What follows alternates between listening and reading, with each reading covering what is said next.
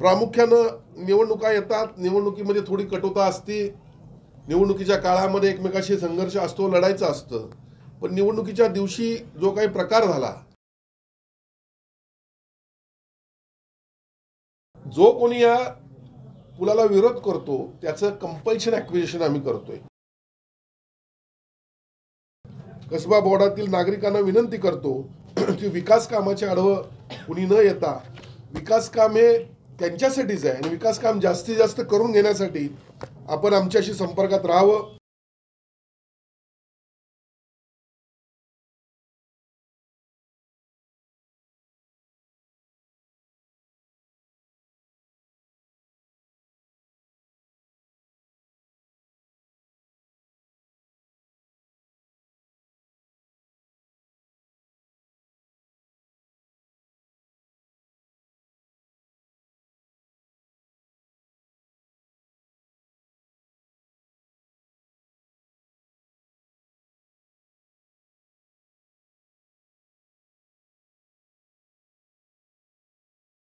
गेल्या काही दिवसामध्ये राजकीय जरी काही नाही म्हटलं तर या ठिकाणी असणाऱ्या लोकप्रतिनिधींनी काय केलं, मग असा प्रश्न माझ्यासारख्या कार्यकर्त्यापुढे या ठिकाणी येतो.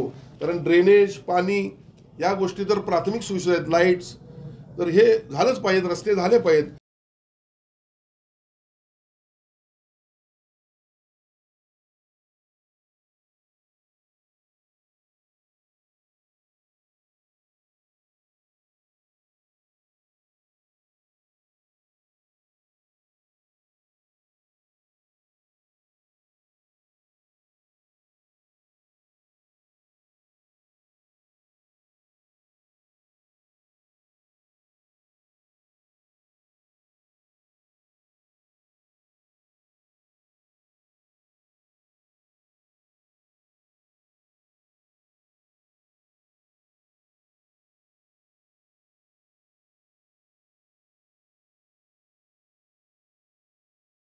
बाजारात मिळत आहेत. आपण कास्टिंगला ऑर्डर म्हणजे किती दिवस बनवायचं काम चाललंय.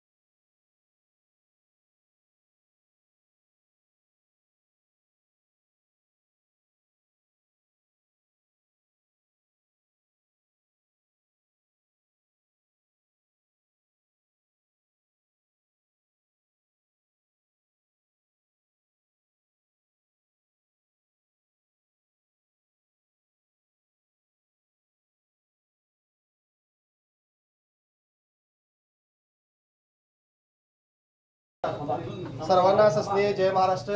आज या ठिकाणी कसबा बोवड्यातील सर्व शिवसैनिक तसेच या कसबा बोवड्यातील सर्व नागरिक या जनतेने ज्या भरभरून प्रेम दिलं असे आपले सर्वांचे कोल्हापूर उत्तरचे लाडके आमदार राजेश क्षीरसागर साहेब यांचं सर्वप्रथम मी या ठिकाणी कसबा बोवड्यातील सर्व शिवसैनिक, कसबा बोवड्यातील जनता, पत्रकार बंधू यांच्या वतीने साहेबांचं या ठिकाणी शिवनेरी विभागीय कार्यालय कसबा बोवडा या ठिकाणी सहर्ष स्वागत करतो।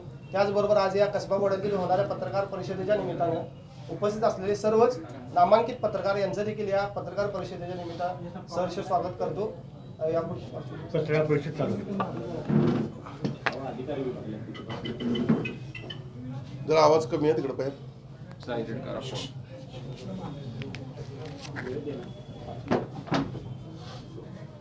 मोबाईल सायलेंट करा। शिवसेनेच्या शिवनेरी या कसबा बोवड्यातील कार्यालयामध्ये सर्व पत्रकार बांधवांचं या ठिकाणी स्वागत।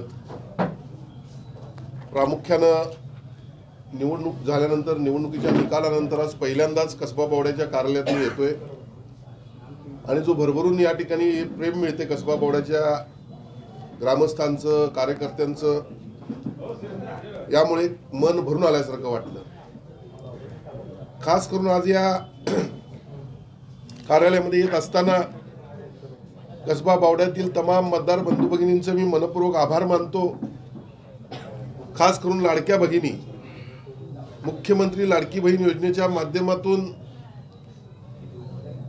महाराष्ट्राच्या इतिहासामध्ये पहिल्यांदा एवढ्या मोठ्या प्रमाणात भगिनींना न्याय देण्याचं काम शासनानं केलं आणि निवडणुकीमध्ये त्याची परतफेड करण्याचं काम आमच्या मतदारसंघातील तसेच कसबा बोवड्यातील भगिनींनी केलं। आणि त्याचबरोबर एकंदरीत 2019च्या निवडणुकीमध्ये पराभव झाला असताना देखील पराभवानं खचून न जाता कसबा बोवड्यातील विकास कामं असतील, कसबा बोवड्यातील जे आम्ही नेहमी घेत असलेले क्रीडा प्रकारातील काही स्पर्धा असतील, सामाजिक उपक्रम असतील, हे आम्ही कायमपणे तसेच सुरू ठेवले आणि एक प्रकारे आम्ही हे दाखवून दिलं की आम्ही निवडणुकीसाठी काम करत नाही आहोत। विविध शासनाच्या योजना लोकांपर्यंत पोहोचवल्या आणि म्हणून त्याचा परिणाम आपल्याला दिसला की झालेल्या या निवडणुकीच्या निकालामध्ये जे मताधिक्य आमच्या विरोधकांना अपेक्षित होतं ते न मिळाल्यामुळं आमचा विजय सुकर झाला आणि मतदारांचं मी मनपूर्वक या ठिकाणी आभार व्यक्त करतो। प्रामुख्यानं निवडणुका येतात, निवडणुकीमध्ये थोडी कटुता असते, निवडणुकीच्या काळामध्ये एकमेकाशी संघर्ष असतो, लढायचं असतं, पण निवडणुकीच्या दिवशी जो काही प्रकार झाला तो प्रकार जाणीवपूर्वक झाला असं मी म्हणणार नाही। चुकून कार्यकर्त्यांच्यामध्ये जो काही वादविवाद झाला त्यातून निर्माण झालेला तो प्रकार होता आणि त्या प्रकारामुळे आमच्या मनामध्ये कुठलीही कटुता नाही। सर्व कार्यकर्त्यांनी, सर्व पक्षाच्या कार्यकर्त्यांनी कसबा बोवड्यामध्ये शांती राखावी हा माझा यामागचा प्रामुख्यानं आज त्यांना आव्हान आहे। खरं म्हणजे निवडणुका येत असतात, प्रत्येकाला वाटत असतं आपला उमेदवार निवडून यावा, पण निवडून कोणी जरी आलं तर ते आपण निश्चितपणे खिलाडूवृत्तीनं स्वीकारावं देखील लागतं आणि त्याच पद्धतीनं कसबा बोवड्यातल्या विकास कामांमध्ये आम्ही नेहमीच अग्रेसर राहिलेलो आहे। मी जरी गेल्या 2019ला माझ्यावर मोठ्या प्रमाणात माझ्या विरोधात मताधिक्य जरी कसबा बोवड्यामध्ये असलं तरी कसबा बोवड्याला मी कधीच अंतर दिलं नाही। कसबा बोवड्याच्या प्रमुख विकासामध्ये 2015ला नाबार्डच्या माध्यमातून 17 कोटीचा मी पूल मंजूर करून घेतला, जो कैलासवासी आमचे मासाळ सर, शहाजी मासाळ, तर त्यांचं त्या ठिकाणी दुःखद निधन झालं। पाणी वाढलं आपल्या रायाम बंधाऱ्यावर आणि ते वाहून गेले। असे प्रसंग परत घडायला नकोत यासाठी 17 कोटीचा मी पूल मंजूर करून घेतला, पण काही लोकांनी त्याला विरोध केला। यामध्ये राजकीय विरोध मी म्हणणार नाही, पण बावड्यातील तमाम बावडावासियांना मी आव्हान देखील करतो की विकास कामांना विरोध होऊ नये, कारण तो पूल आजपर्यंत पूर्ण झाला असता तर एक वेगळी सेवा त्या ठिकाणी निर्माण झाली असती। जे वळंगे परिसरातील आपल्या जे काही लोक आहेत, ग्रामस्थ आहेत, त्यांना एक वेगळा या ठिकाणी रस्ता मिळाला असता आणि त्यामुळे बावड्यातील नागरिकांना देखील त्याची दळणवळणीचा फायदा झाला असता। आज त्या बाबतीत बोलायचं झालं तर मी 4 दिवसापूर्वी सार्वजनिक बांधकाम विभागाच्या अधिकाऱ्यांची आणि आमच्या कलेक्टर म्हणजे जिल्हाधिकारी कार्यालयाच्या अधिकाऱ्यांची बैठक घेतलेली आहे आणि जो कोणी या पुलाला विरोध करतो त्याचं कंपल्शन ॲक्विजिशन आम्ही करतोय. कंपल्शन ॲक्विजिशन म्हणजे शासनाला एखादा प्रोजेक्ट करत असताना जी काही जागा लागत असते त्याला जर कोण विरोध करत असेल तर त्याच्या प्रोसेसप्रमाणे कंपल्सन ॲक्विजिशन करून त्याच्या अकाउंटवर आम्ही ते पैसे जी काही नुकसान भरपाई आहे ते आम्ही देतोय की जेणेकरून समाज उपयोगी असणारे प्रकल्प याला कोणी विरोध करू नये किंवा हे पूर्ण व्हावेत, हीच या मागची भूमिका आहे. आज या बाबतीत देखील मी या ठिकाणी सांगतो की कोणी आमचा दुश्मन नाही.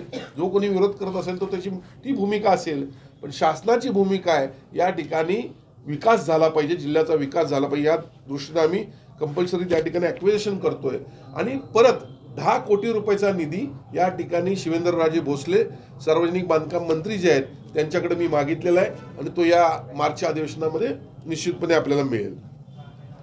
दुसरा महत्त्वाचा विषय म्हणजे शुगर मिलच्या चौकामध्ये छत्रपती संभाजी महाराजांचं आयलँड आपण मंजूर करून घेतलं. संभाजी महाराजांचा पुतळा त्या ठिकाणी बसतोय. 1,50,00,000 रुपयाचा निधी मंजूर झाला, त्याची वर्क ऑर्डर देखील झाली आणि कामास सुरुवात देखील झालेली आहे. या निधीच्या संदर्भात देखील कसबा बावड्यातील इतिहासप्रेमींना विश्वासात घेऊन त्यांची एक समिती स्थापन करून कुठलाही यामध्ये पक्षीय भूमिका न ठेवता सर्व पक्षीय जे काय असतील ज्यांना इतिहासाचं ज्ञान असेल त्यांना एकत्र करून हा पुतळा पूर्ण करून घेण्यात येईल. त्याचबरोबर हनुमान तलाव सुशोभीकरण व संवर्धनासाठी 3,30,00,000 रुपये मंजूर झालेले आहेत.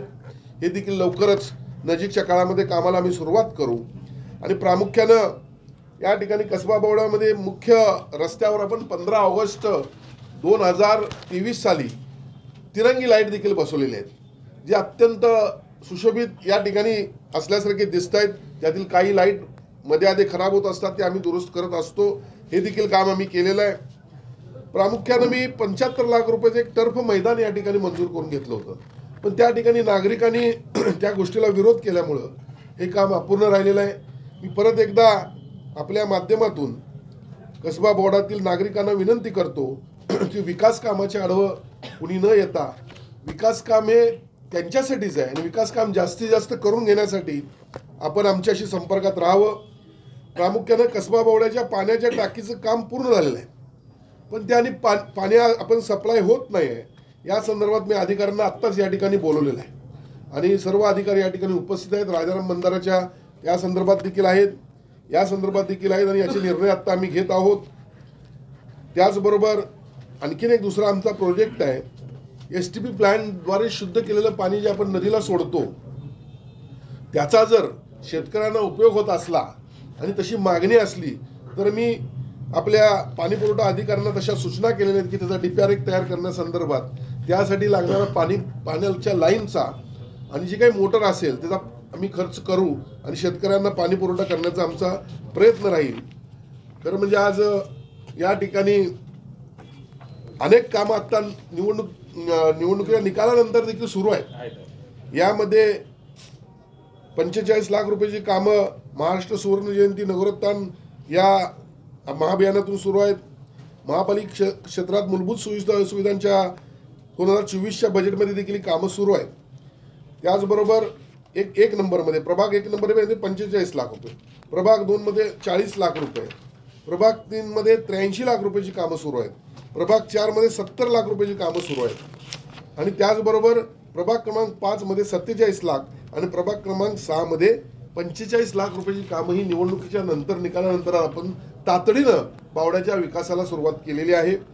निश्चितपणे पुढच्या काळामध्ये बावड्याच्या पानंदी असतील, पानंदी रस्त्याचा विकास असेल आणि त्याचबरोबर बावड्यात मूलभूत सोयीसुविधा, आता उपनगरामध्ये बऱ्यापैकी मूलभूत सोयीसुविधांचा अभाव आहे. ड्रेनेजचे आपले मला वाटतं आपण 300 कोटीमध्ये ड्रेनेज सगळं बावडा कव्हर झालेला आहे. आता 300 कोटी रुपये अमृतमधनं आपले मंजूर झालेले आहेत. त्यामुळे बावड्यातील उपनगरातील आणि पूर्ण बावड्यातच ड्रेनेजचं सिस्टीम नाही आहे.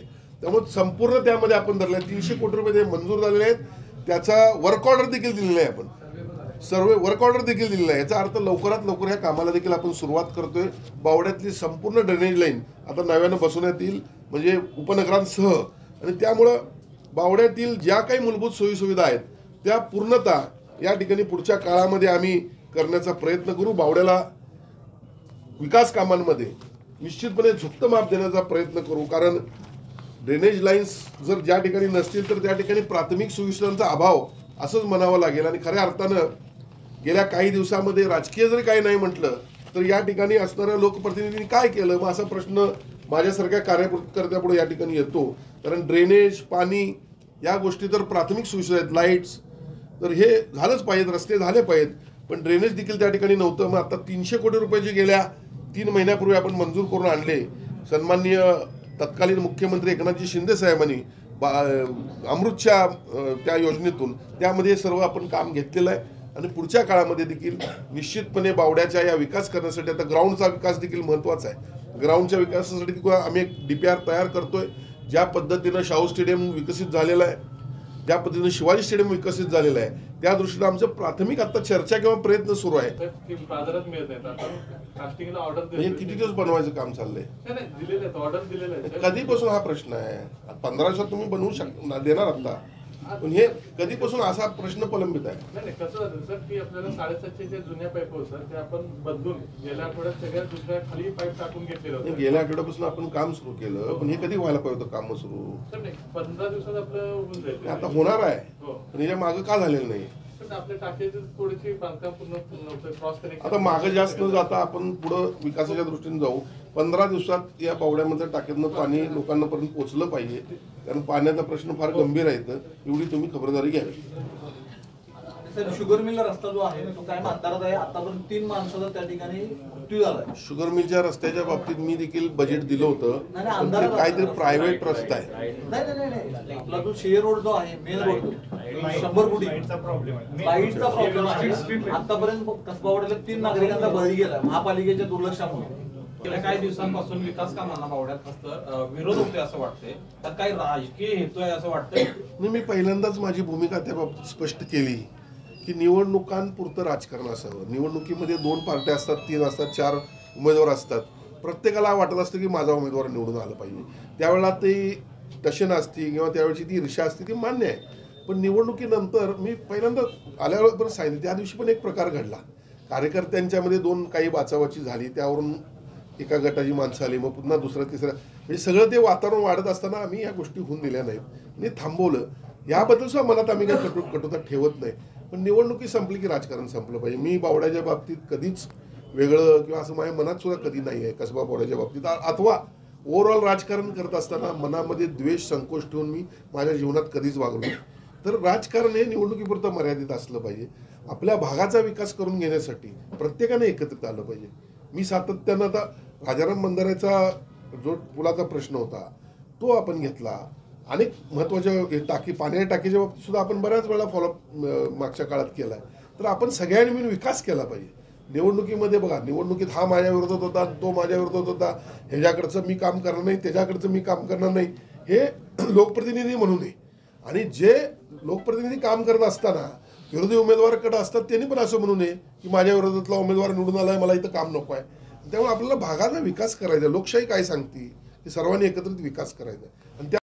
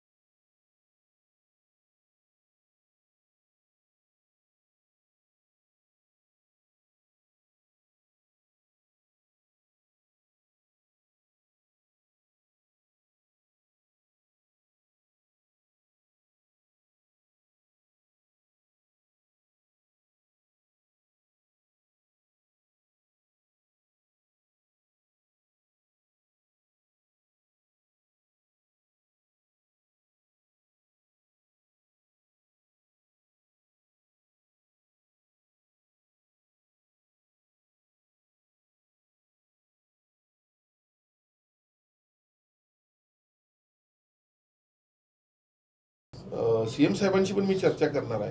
खरं म्हणजे हद्दवाढ व्हायला आता काय अडचण नाही असं मला वाटतंय. आणि मग आता हे सगळं हद्दवाढ झाल्यानंतर आजूबाजूची गावात आल्यानंतर त्यांच्या जमिनीचे भाव वाढणार आहेत, सगळं होणार आहे. ह्या गोष्टी त्यांना पटवून द्याव्या लागतील. अजितदादांच्या म्हणण्याप्रमाणे 22 वेळा पुण्याची हद्दवाढ झाली. हद्दवाढ हा नैसर्गिक प्रक्रियेचा एक भाग आहे. पटवून देणं गरजेचं आहे, ही आजची आपली भूमिका आहे की हद्दवाढ का झाली पाहिजे. हद्दवाढ ही नैसर्गिक प्रक्रिया आहे.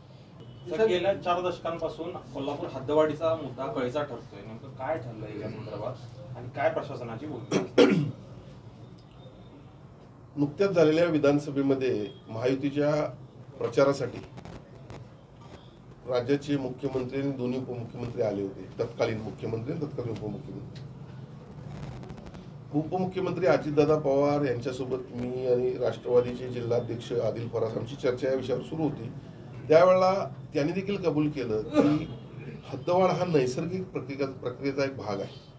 आता अर्थात मी हद्दवाढीच्या संदर्भात या 2-3 महिन्यात बोललेलो नाही आणि आपण देखील थोडं सॉफ्ट आत्ता बोलणं त्यावर गरजेचं आहे, माझी आपल्याला विनंती आहे. कारण आपण कुठं तर हार्ड म्हणजे मोठ्या तीव्रतेनं काही बोलायला गेलो तर तिकडून सुद्धा तशी रिॲक्शन येते. त्यामुळं पटवून देणं गरजेचं आहे, ही आजची आपली भूमिका आहे की हद्दवाढ का झाली पाहिजे. हद्दवाढ ही नैसर्गिक प्रक्रिया आहे. अजितदादांच्या म्हणण्याप्रमाणे 22 वेळा पुण्याची हद्दवाढ झाली. पण 22 वेळा हद्दवाढ झाली असताना ती हद्दवाढ झाल्यामुळे फायदा कोणाला झाला तर ग्रामीण भाग जो आत येतो त्याला फायदा झाला. त्याला त्यांचे दर वाढले किंवा तिथं सोयी सुविधा मिळाल्या. एक कोल्हापूर महानगरपालिकेच्या बाबतीत गैरसमज करून दिला आहे म्हणा किंवा आपण कुठं कमी पडतो याचा आपल्याला विचार करायला लागेल की या कोल्हापूर शहराचा विकास झाल्यानंतर आमचा काय विकास होता. आता कोल्हापूर शहराचा विकास झाला नाही असं म्हणता येत नाही. ड वर्ग आपली महापालिका असल्यामुळे आर्थिक स्रोत कमी आहे. राज्य शासन केंद्र शासनाच्या माध्यमातून जो निधी येतोय त्या माध्यमातून आपल्याला विकास करावा लागतोय आणि त्या पद्धतीने मग स्वच्छतेचा म्हणा किंवा काही गोष्टींचा म्हणा आता आमचे संख्याबळ म्हणा मनुष्यबळ महापालिकेत हे कमी आहे तरी सुद्धा आम्ही महापालिका अधिकारी आम्ही चांगल्या पद्धतीने काम करण्याचा प्रयत्न करतोय. आणि मग आता हे सगळं हद्दवाढ झाल्यानंतर आजूबाजूची गावात आल्यानंतर त्यांच्या जमिनीचे भाव वाढणार आहेत, सगळं होणार आहे. ह्या गोष्टी त्यांना पटवून द्याव्या लागतील. आणि त्यानंतर मग या ठिकाणी परवा जी आमची चर्चा झाली त्यावेळी अजितदादांचं स्पष्ट मत असं होतं की ही हद्दवाढ होणं गरजेचं आहे. पण आपण एकदम तीव्रतेनं त्याला मांडणी केली गेली की दोन्ही बाजूंकडून मग आरोप प्रत्यारोप होतात आणि मग ते कुठेतरी थांबते. त्यापेक्षा आपण भूमिका सामंजस्याची ठेवणं गरजेचं आहे. आणि त्या हेतूने मी गेल्या आठवड्यात देखील DCM साहेबांशी म्हणजे सध्याचे DCM एकनाथ शिंदे साहेबांशी या बाबतीत चर्चा केलेली आहे. CM साहेबांशी पण मी चर्चा करणार आहे. खरं म्हणजे हद्दवाढ व्हायला आता काय अडचण नाही असं मला वाटतंय. आपण पुढच्या काळामध्ये करू. कारण शहरातले जे रस्त्याला पडलेले खड्डे वगैरे आहेत या बाबतीत देखील माझी अजितदादांशी चर्चा झाली. त्यांनी सांगितलं की पूर्ण तुम्हाला सिमेंटेड रोड आम्ही करून देतो. कळलं का. तर आपल्याला विकासापर्यंत जात असताना प्रत्येकानं साथ देणं देखील तेवढंच महत्वाचं आहे. आता गेल्या काही दिवसामध्ये शक्तीपीठ महामार्गाला विरोध झाला. मी या बाबतीत एक आता आमची जागृती बैठक एक होणार आहे मोठी.